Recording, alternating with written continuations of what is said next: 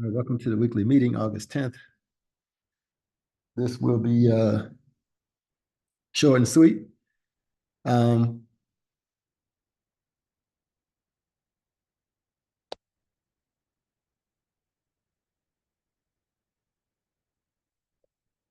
Range low. all righty. Okay, I want to talk about um, really two or three moves. And I kind of want to back up to EA.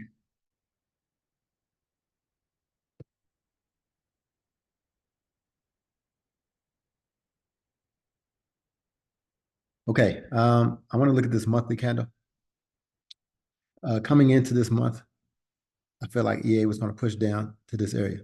And we all know what happened. We got that ridiculous push up. We took out that liquidity. And, I caught the sell this past week. I'm still under the mindset that we'll end up pushing down to this area. I think we're going to push up first and then push back down. But my point in even bringing this up is because at the end of the month, that was 10 days ago, I had a plan myself that I was going to trade a pullback from one of these pairs that had traveled a great distance, during the previous month. This candle had traveled 664 pips. It pulled back 524. So about 524 pips. I was expecting a 200 pip move back. So that's what I was looking for. If I go to EN or GN and GA, it's the same or a similar type of a setup, right? So I'm just kind of taking you back because I know that we'll see this again, or I'll talk about it again. So between these four setups, obviously these GBP pairs are better moves, were better moves. They did exactly as I anticipated. And, if you were a person who traded this move back to the zone, you collected about 400 pips, right? Probably could have collected more than that, but if you were just being conservative, you collected 400 pips in 10 days. 10 days, 400 pips. If you're not able to duplicate that by what you're doing, I would suggest that you look into what somebody else is doing, namely me. But if you can consistently find moves that will pay you better or treat you better than these basic moves that I've been preaching for almost 2 years, then that's awesome. But if you can't, bend your feeble mind to greatness and trade what's in front of you, man. Like trade what's being presented to you on a weekly basis. Get out of the struggleville or the struggle zone, because we're calling these moves out before they present themselves to you on these charts. And that's really all that I care to say to you, about that. So another week, another order block, right? Or another 2-week order block, whatever you want to take and whatever you want to trade. If you're consistent, you'll consistently be able to make money. We have a great setup here, right? A great setup for the pullback, and then for it to push lower if it's going to push lower, or if it just pulls back and keeps buying, you're set up for that. I try to focus on what's happening this week, right? I want to get my 100 pips this week. Whatever happens next week or however it unfolds, that's cool. But ideally, I'd like to be out of trading by Tuesday. You know what I'm saying? I would like to have my collection done by Tuesday. So for me, you know, I caught this sell down. It pushed up, gave me a chalk for me. And then it took the liquidity and it started pushing up. So I got in this trade to buy up because that's just how I do. But believe you me, it'll probably pull back. And you can, if you're a counter trend trader, you can probably ride this back up. At least consequent encroachment is about 140 pips.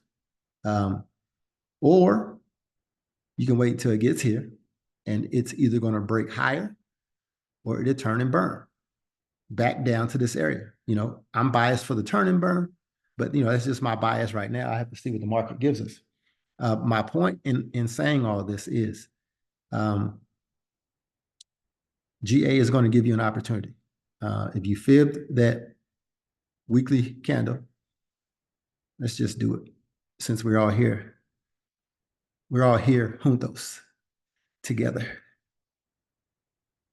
I'm just going to delete everything.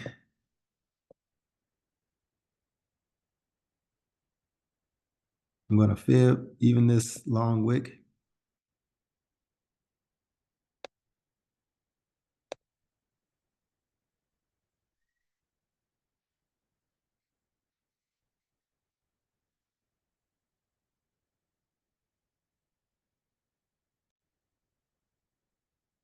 All righty. All right, when I drop to the 4 hour, this pullback is going to bring us all the way back up here, right? I'm not saying you have to hold it all the way to that pullback. I just detailed an area here to give you about 130 pips. This could act as a breaker block. So I'm going to wait to see what we get at this area. You know, if we go higher, that's great, but it's not going to be some clean, you know, 1 or 2 candles up here to the top and then back, because we see an order block here. It's a lot of garbage we got to go through. We had to close this imbalance first, and that's the move that I wanted to capture. If it pulls back in that first hour of open tomorrow, then you'll easily have 130 or 150 pips to catch on this GA move. It's a simple setup, in my humble opinion. GN is another setup. As you can see, we got this impulse move up.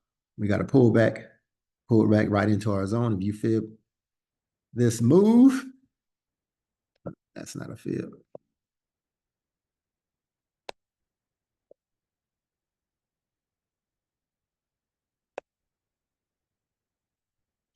All right, this move came right back into our zone. Maybe it pushes down a little bit further to mitigate the 50% of this candle. But, you know, price already started to turn and burn. So I'm just going to drop down to the 1 hour.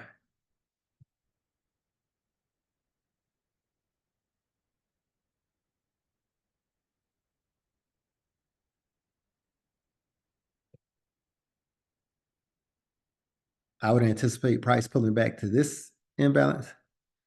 And then if you get a run to this imbalance, that's 150 pips. More than enough. There's your 100 pip move. These are pretty simple runs of 100 pips, 150 pips. More than enough to collect an account double, right? GBP CHF. This will be the last one that I'm going to show you today. All right, GBP CHF push up, right? Came back down. You can see the hard rejection that it got at this order block level, right? You get the hard rejection, and now the candle's pushing up. We see this gargantuan imbalance on this weekly chart. I think it's pretty safe that we'll at least push up to this level. If the market just took off and pushed to that level, which it's not going to do, but if it did, that is 178 pips. as they say, Ray Charles can see that that's a pretty good trade setup. All right. Well, we had 2 daily bullish candles, and then we got one that pulled back. So I would look for a continuation move back up to this level I already have marked here. And that's a easy. I think it's going to come down to this here first and then go up. So that's an easy 275.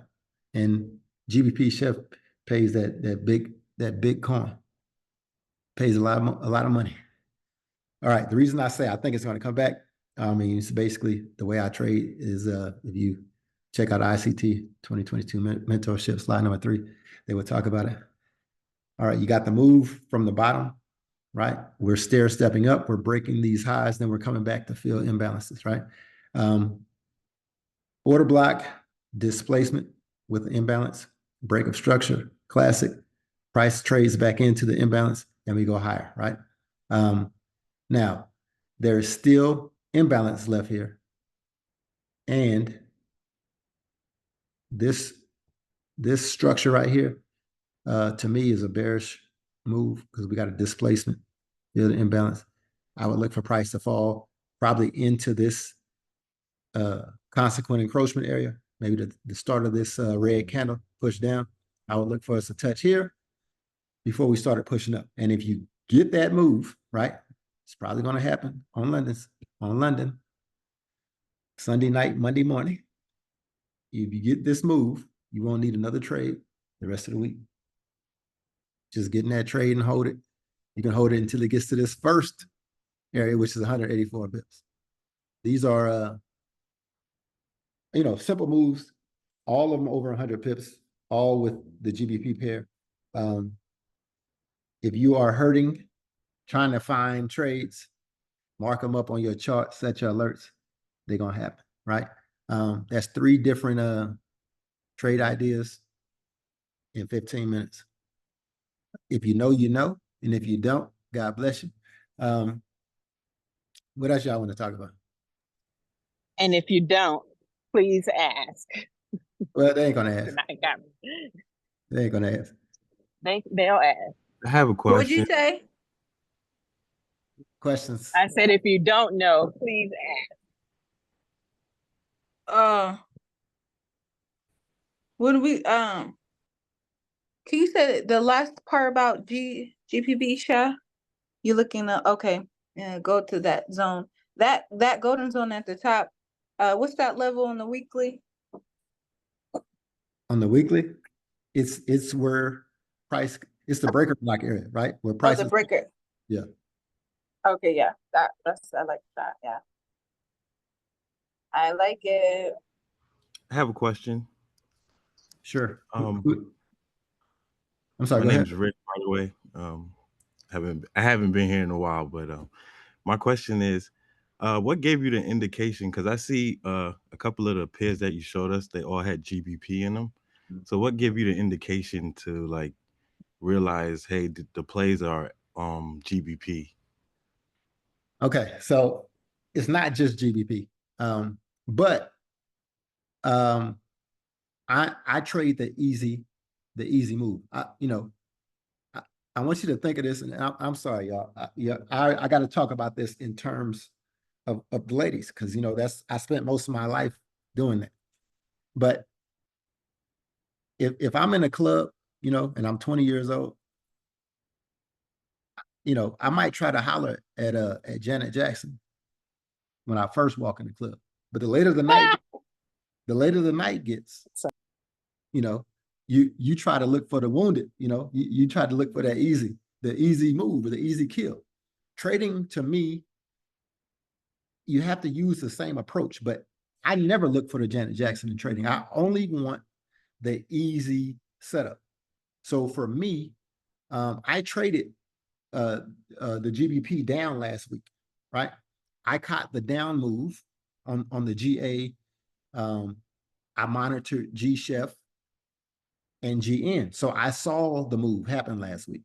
So all this is for me is a basic, I'm following the move, right?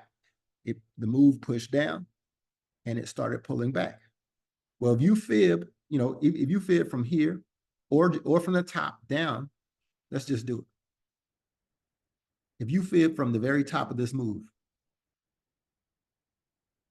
down to the bottom wick, this move should pull back where? To your golden zone. You see that? Are you following me? Yes, I'm following.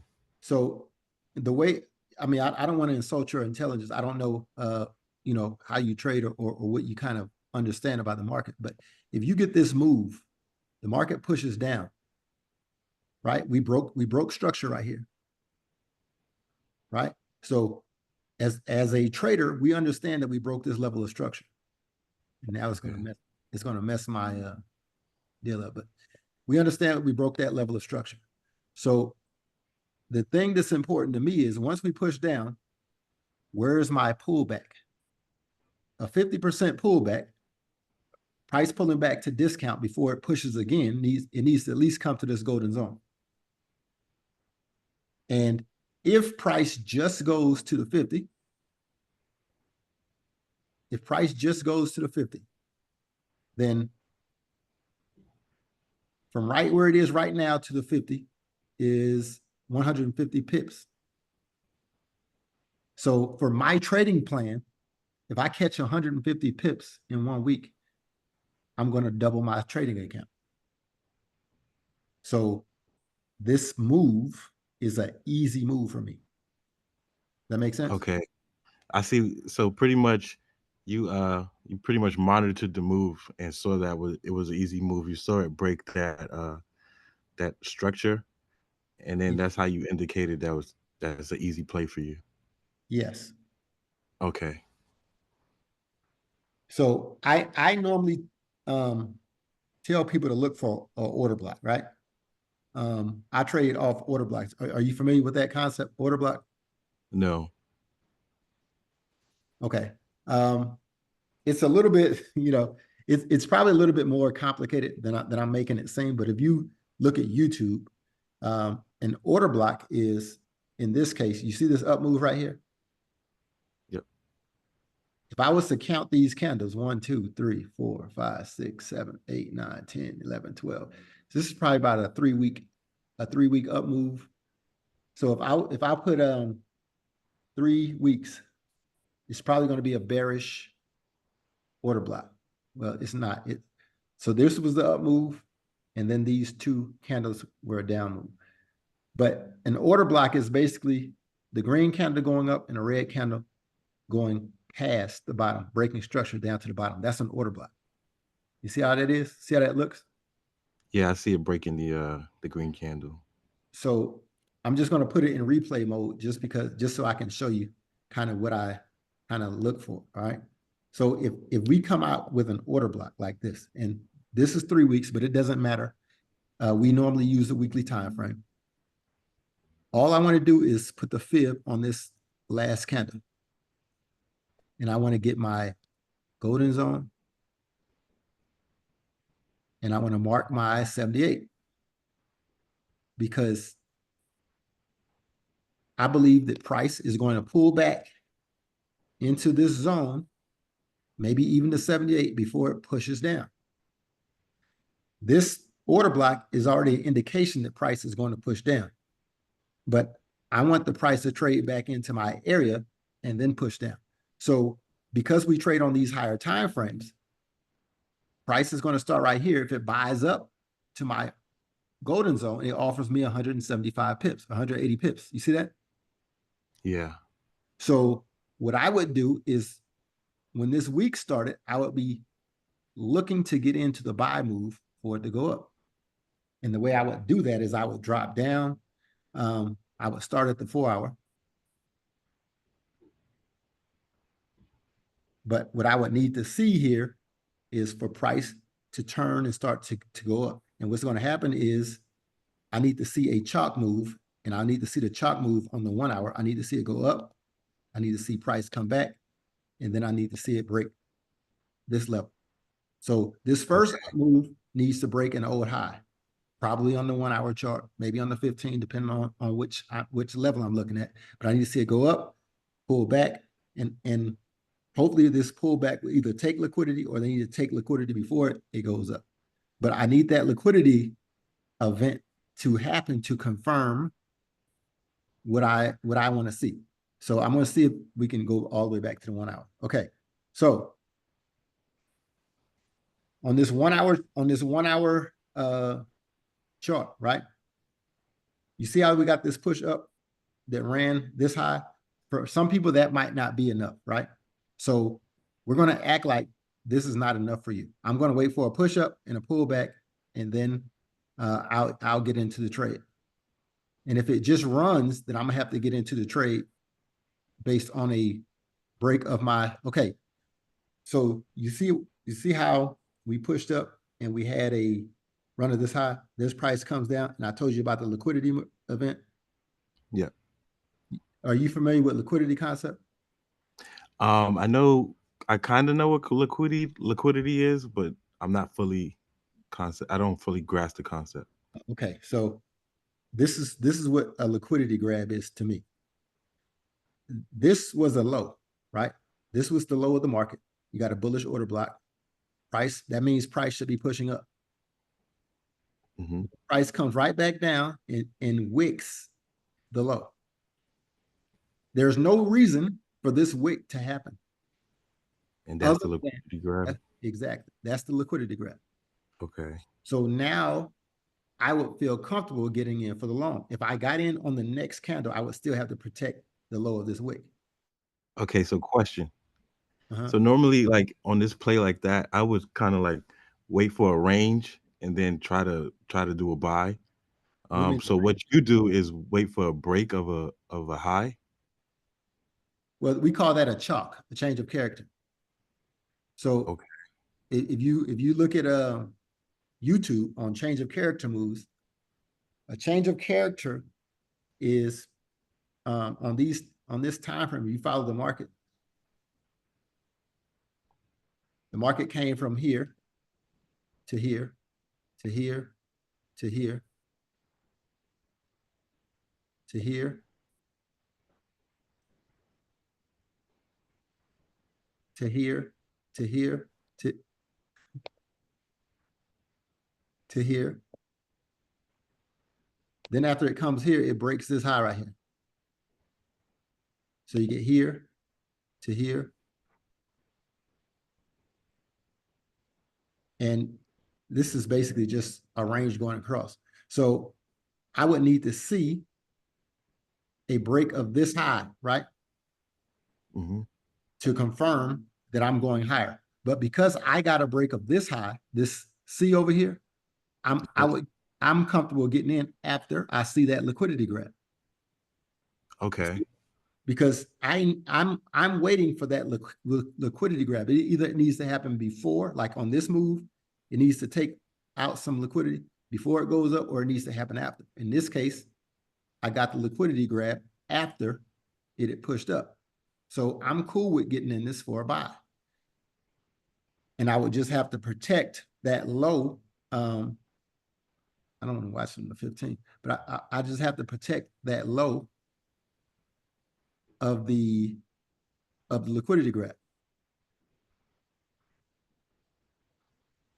All right, so now we're pushing up. Everybody should understand that once you broke this high that we were riding, like it was going in our favor, right? Once we had ran the highs, there was the highest high. Once we got this, everybody should have understood that we're pushing up. Now, here's the problem. For some people who don't trade, this concept of this style, they have to wait for so long. Like they have to wait until they get this break. They have to wait until they get a higher time frame chalk, and it's fine, right? Because on the 4 hour, now you're going to get a push up and a pullback where you can get in. Every time frame will give you the same thing. You're going to see the same thing. But if you understand, hey man, I need to trade this back to the north, then you're just waiting for the push up and the pullback. on whatever time frame it is that you need to see your verification. If you can't go down to the 15 and understand, okay, that was a liquidity run, then you need to wait to whatever time frame that you can see it on. Some people can see it on the 1 hour. Some people can see it on the 4 hour. You know, hopefully everybody can see it on the 4 hour and they don't have to wait to the daily. But all I'm telling you is your comfort level or the chart that you trade off of, that you get your entry off of, the lower the time frame, the more lucrative the trade will be for you. But the lower the time frame, the more risky it will be, because maybe you misidentify something. Okay. Does that make sense? Yes. I think I got it. I'm gonna soak this information that you gave me, and I know I'm gonna have more questions, but I'm gonna take this and run with it. Thank you. Okay. And I listen, whatever you do, write down. Okay. You need to write down these videos, because you got to go watch these videos for yourself. You got to watch with a change of character video, right? They have some very long ones and they have some very short ones. I would suggest you watch more than one. What a chalk is, a CHOCH, change of character. I would also watch order blocks, liquidity, and imbalance videos. They have 5-minute varieties. They have 10, 15-minute varieties. But the better you understand those concepts, then the better you understand what you're looking at.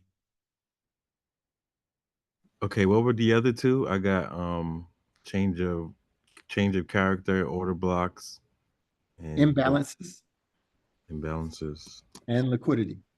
and liquidity. Okay, thank you. So you're welcome. And this just goes for everybody kind of who might hear this. All of these they don't always happen in the same order, right? A lot of times we get caught up in expecting a specific order, but the truth is sometimes they happen and they happen a little bit out of order. You might get the push up before you get the liquidity event. You might get the liquidity event, then you get the push up and the pullback. It's still the same things. Like you got to check off those blocks as they happen. So don't pigeonhole yourself into looking for one specific event. Or, I mean, if you do, that's fine, but you're just going to miss out on some other trades. And that's not always a bad thing, but over time, hopefully you'll kind of see that the events, they don't always happen the exact same way on every trade.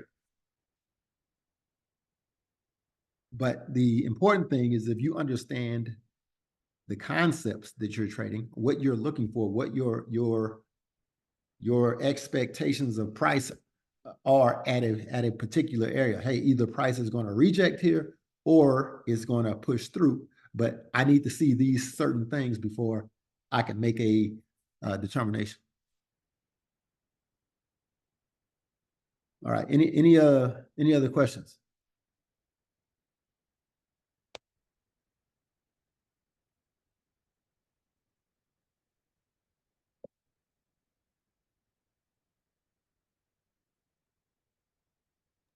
Yeah. Hold on. Can we talk about Fed interest rates possibly lowering and what that means for Can we talk about what? the carry trade stuff? Hold on. Oh, y'all want to talk about the carry trade, bruh? Do you know what a carry trade is? I'm just asking that because a carry trade is Yes, I do. it's a very complex thing. And honestly, I'm scared to even bring that up. I just figured out what it was through the video that came up through that guy, and he was talking about it. So he was saying like now it's unwinding, which means if interest rates lower for the US interest rates lower and then continue to lower, then Okay. what that could mean for Bitcoin, crypto, and the indices. Well, listen.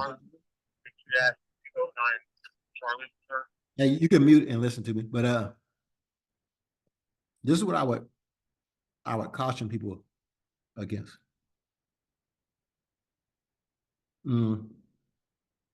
What people are talking about Bitcoin, they don't know. But we can talk about the carry trade, because the carry trade is a real thing. But I find this funny because can y'all see my my Discord screen? Y'all see I'm at Discord, or am I still sharing it? No, I guess not. No. All right, all right. Your main man. I noticed it. He was talking about the 10-year bond yields and Yeah. how it. Sweet baby Jesus. When did you see that video?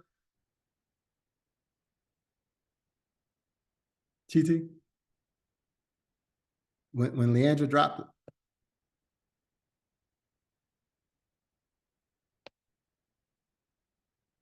Is that when y'all saw that video? I think it's in education or YouTube, one of the two. Oh, I know.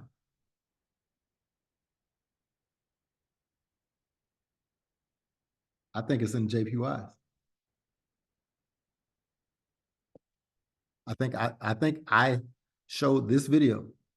Do you remember that? Do you see the date on this video? Yeah, I watched it when you posted it. So And then I also reposted it last week when you mentioned it. so guys,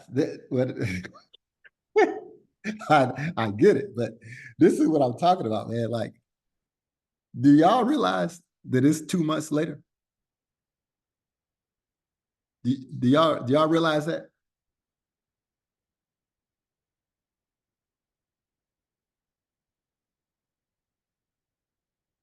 This video, this guy explains very eloquently what the carry trade is, and explains how you basically sell one currency with a low interest rate and buy another currency with higher interest rates. So at the time, you know, let's just look at the Japanese. For the last 30 years, they've done what they call yield control. Okay. And I don't want to insult people's intelligence, but do you guys understand what bond yields are? Drop a 2 in the chat if you understand what bond yields are. Drop a 2 in the chat. If you understand what a bond yield is, drop a 2. Perfect. Okay, TT, you understand what a bond yield is, but you're the only one. So let me explain what a bond yield is. All right. I'm a seasoned old fella, and I remember a time where parents, affluent parents, not my parents, but affluent parents, bought government bonds to help fund the education of their children. Right. Every month, every year, every quarter, or whatever, they bought these government bonds, right? Maybe they're 10-year bonds or 20-year bonds, right? Depending on what, most people bought 10-year bonds, depending on how old their kids were. And those bonds would mature 10 years from now, right? But they come with a yield rate, right? Whatever the interest rate is at the time you buy that bond, that's what interest you're going to get on that money. So back in the day, it was 16%. You know, when I grew up, I remember when interest rates was 16%.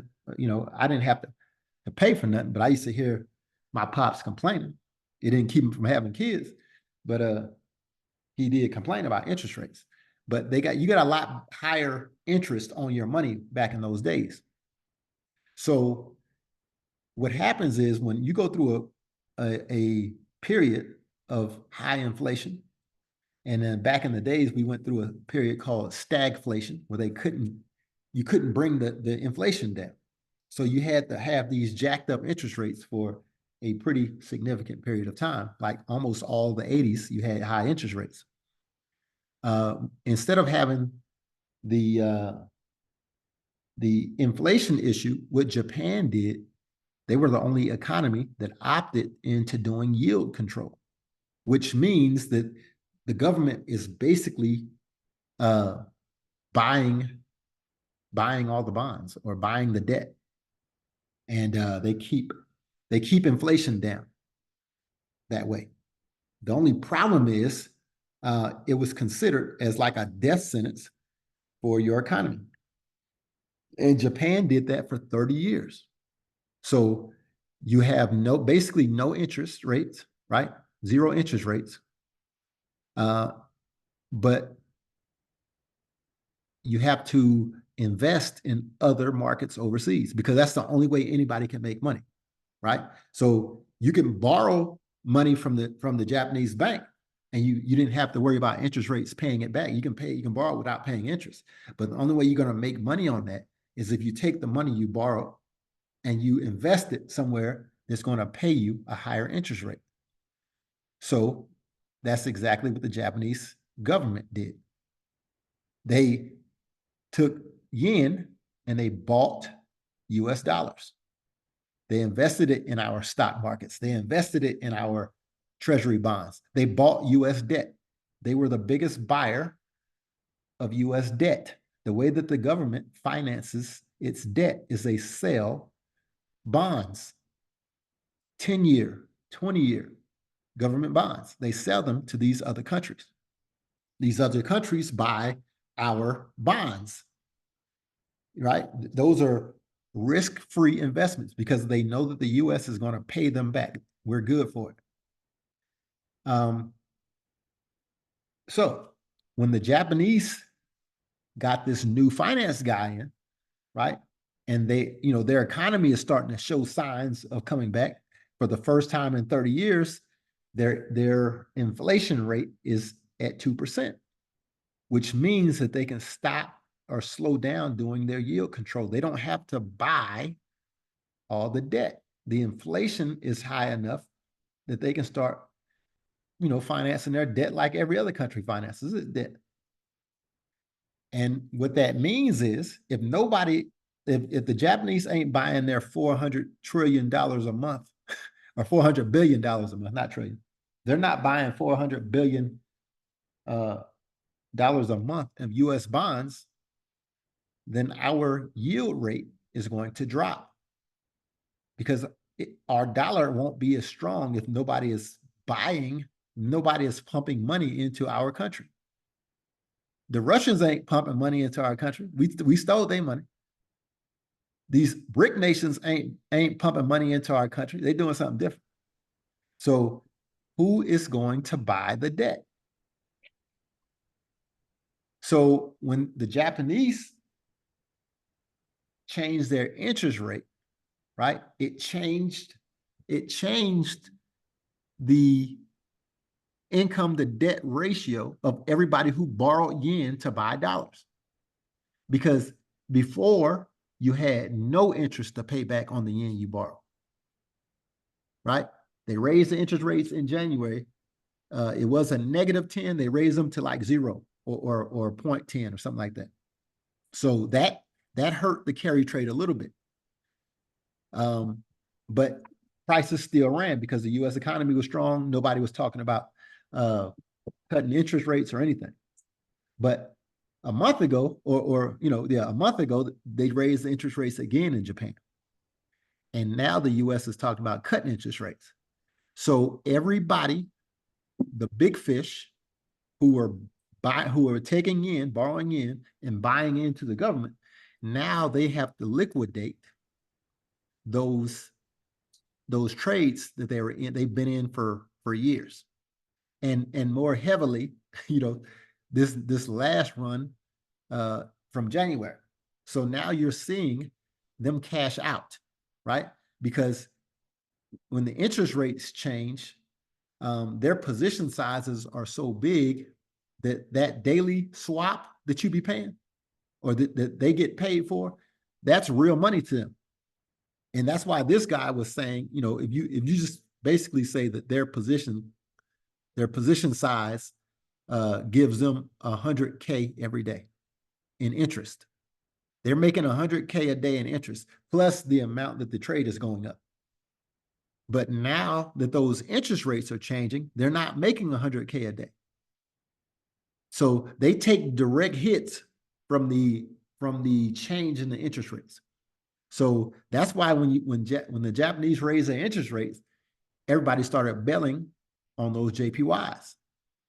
But not only the JPYs, any money that they had borrowed and put into your stock market, they got to cash out because they need to pay that money back in order to not lose money paying interest. Does that make sense? Yes, and that's why the trades are falling. That's why what? That's why they're selling. Yeah, but so why did they start buying? Y'all know they were selling until what? What day did they stop selling?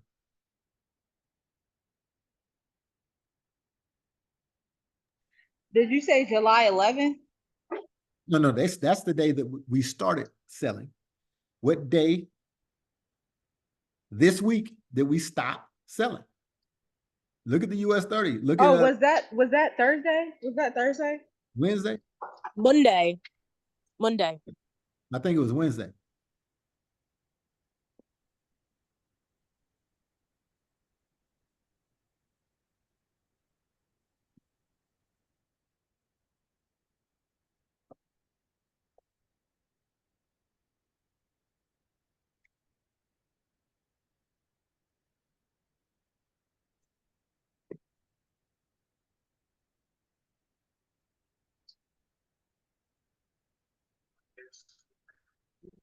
Okay, keep growing it. Yeah, I do.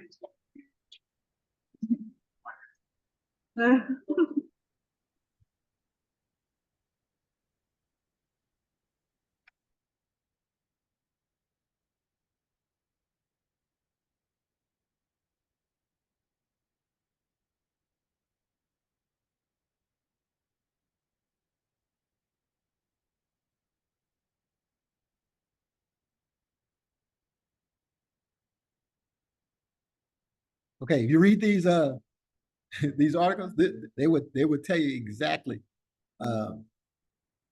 exactly how it affects our economy. But it affected us so bad that y'all know who Janet Yellen is?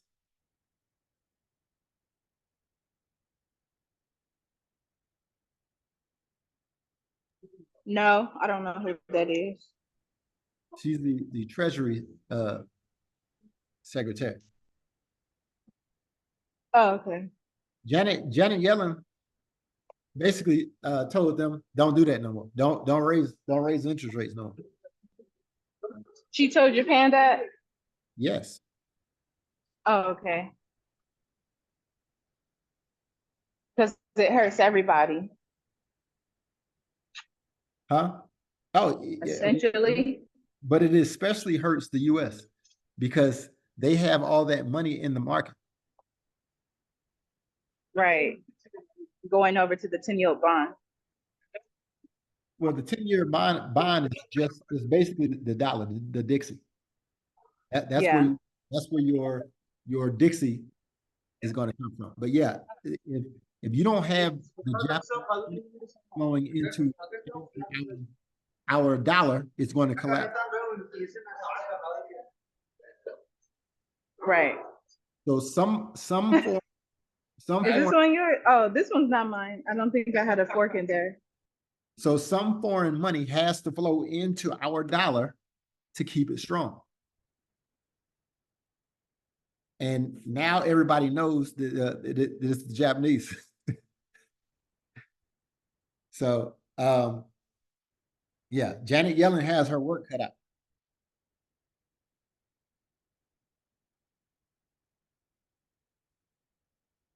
The Treasury Secretary. That's your girl, Janet Yellen. She got to find some way to keep money flowing into the US dollar.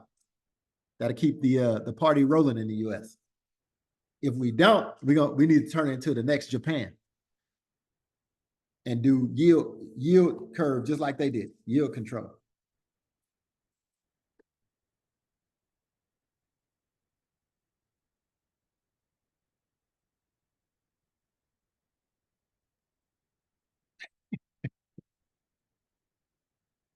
All right. Hopefully everybody, I mean, I hope that I didn't lose people. Do y'all understand that? Does anybody need more clarification? I'm not gonna lie, I had to watch that video in slow motion. Like I had to play it back real slow for me to understand the second half. Well, you know, But I get it now. Like I get it. And I wrote it down too, so I can just replay it in my mind because it is confusing. It can be confusing at first. But then I also understand like what he's talking about the second like the other half of the unwinding because we still have more sell to go. well, of course, but nobody has a problem with this being a sale. But that, okay, let's look at this. Man, I wish we could pull up these videos. Do you remember in June when I told you that we was gonna sell? Do you remember that?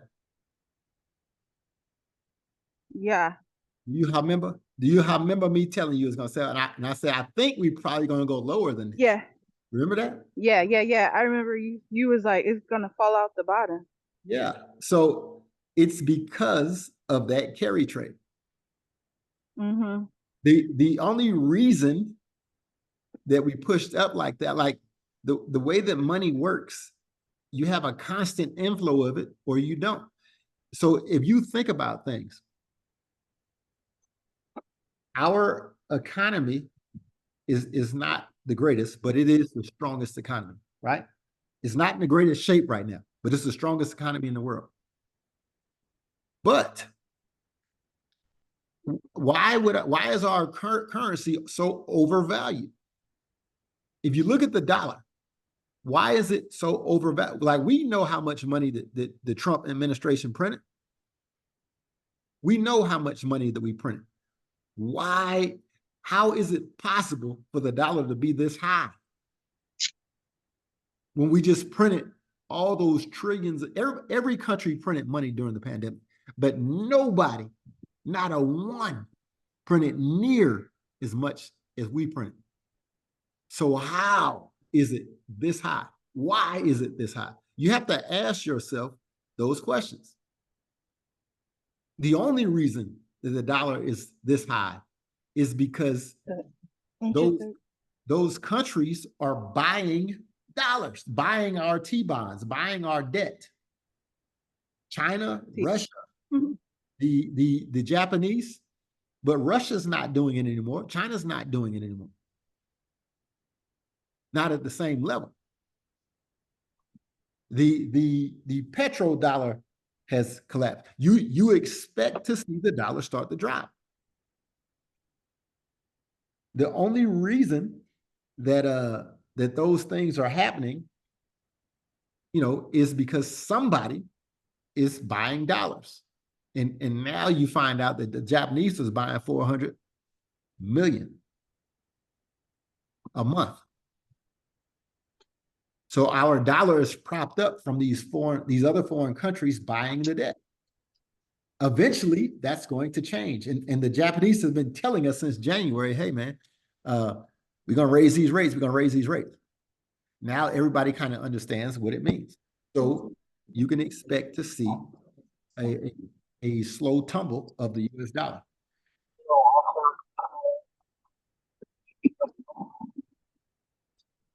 Yeah, which can give us more confidence in taking the sales for the trade setups.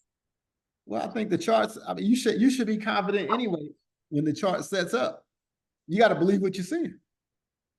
It's more than that. It's like an extra, like I feel like when you can add fundamentals into the technicals, it just can make you stronger. I agree.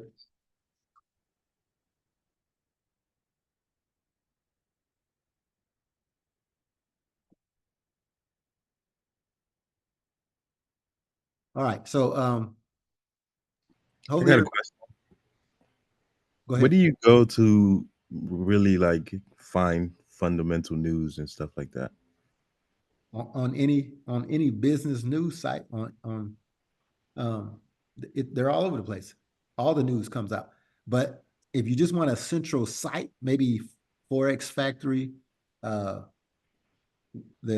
bull app is that we use, Kim? Fast Bull or something like that? Yep, fastball. Fast Bull, FX Book, they all have news, the news events. But So they would let me know about like all that stuff, all the Japanese well, interest rates and all that. no, they won't. I mean, yeah, they'll let you know which country is raising the interest rates. They're Okay, not going to explain it in detail. Okay, yeah. So where could I find like the detail, like how you was explaining? Well, I would suggest you follow YouTube people who specialize in that. Okay.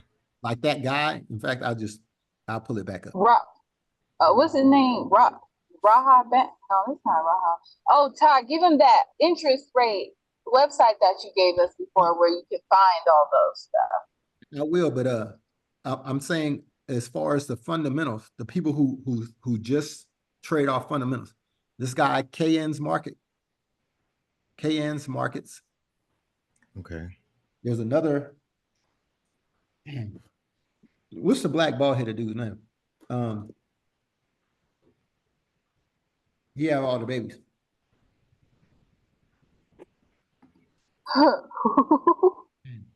But KN's market, because didn't he say it was buying one time and or it was selling and it No, bought up? So you he- have to be, Well, listen, he's a fundamentals guy. Fundamentals don't yeah. need technicals. What I'm saying, for you to understand, these are the guys you have to follow because they're not going to trade off. What he's talking about. Okay, They're gonna I trade got off- you. I got you. Yeah, I'm just giving you the guys who explain fundamentally what's going on. Now we're always going to wait on the technicals to show me when to get in the trade. These guys just trade based off of fundamentals. The other dude starts with a K. God dog it.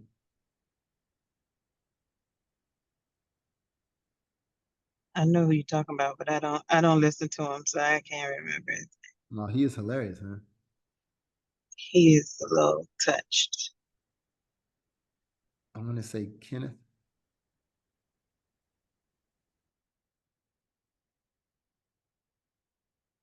Oh. I'll think of his name eventually. But I'll drop it in the chat.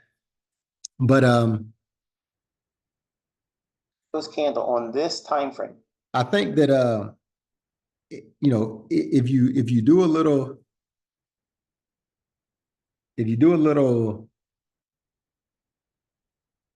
fundamentals work every now and then, I think it'll go a long way.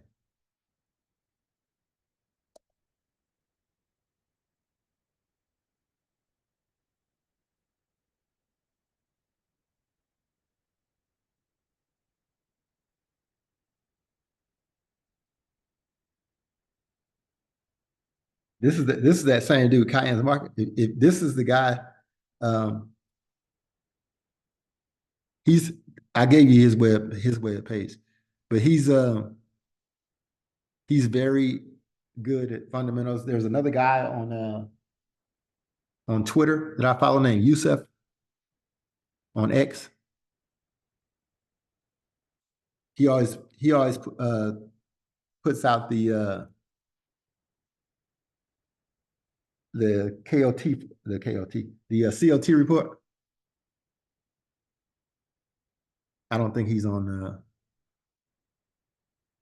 I don't think he's on YouTube.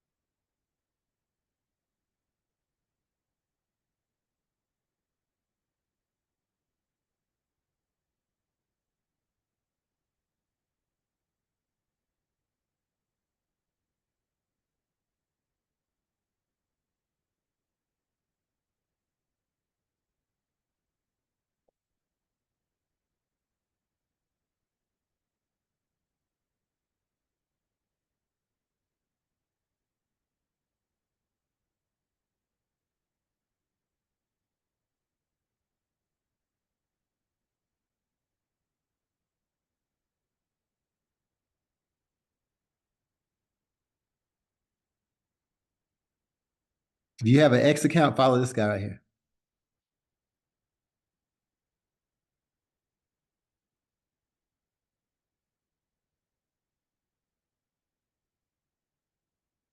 He always seems to be on the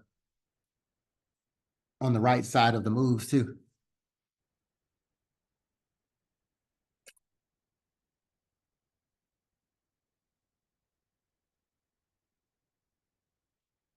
All right, any other questions?